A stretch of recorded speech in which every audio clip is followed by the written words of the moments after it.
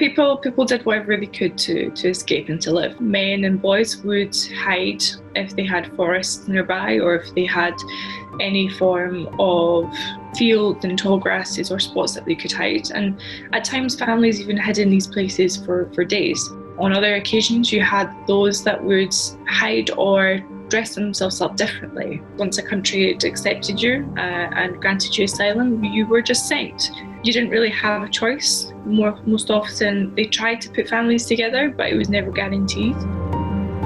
And you have situations where families are spread all across the world, from America to Australia and everywhere in between. It meant that families that had once lived together have, even 30 years on, not seen each other again since.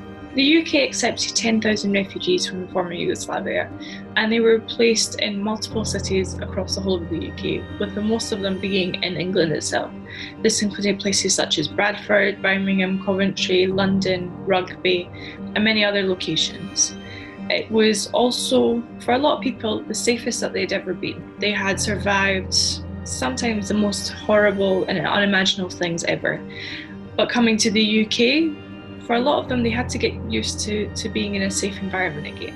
And they also had to learn basic things such as speaking English as a language.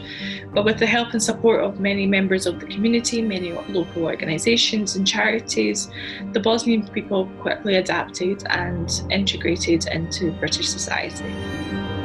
Bosnia is probably one of the most complex countries in the world now.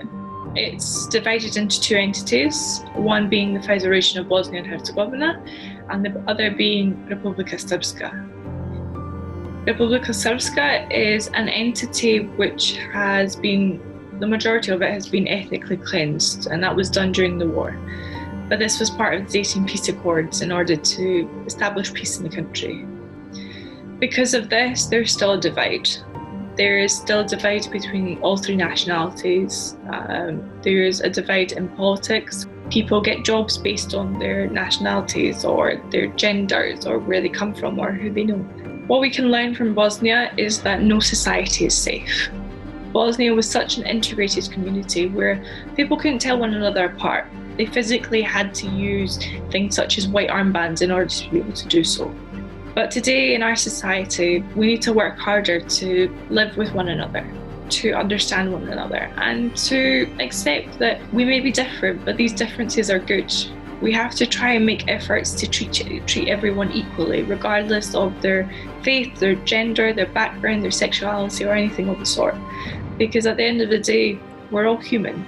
And we all need to work as one to make sure that we help and support one another and protect everyone's human rights and help to create a better world by looking after each other and not working to divide everyone.